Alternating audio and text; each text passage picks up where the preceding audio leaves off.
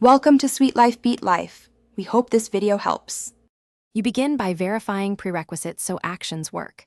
Check that your Apple Watch and iPhone are updated, Bluetooth and Wi-Fi are active, and Siri is allowed on the iPhone. Once done, open the Watch app and confirm Siri settings mirror your phone. Make sure silent mode is off and do not disturb is disabled. These block voice activation. This gets you past the usual blockers and ensures the watch can receive voice input before deeper fixes. Next, you toggle Siri off and on to refresh its audio models.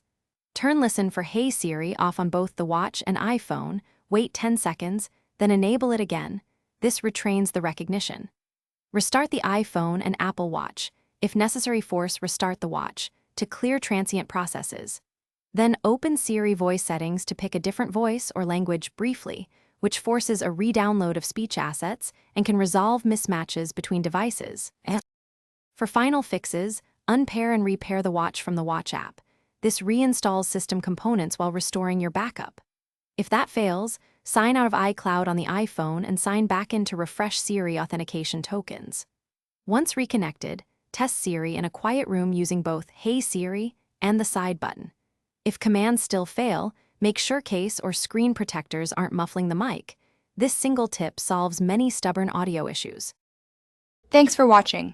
Consider subscribing if we helped you.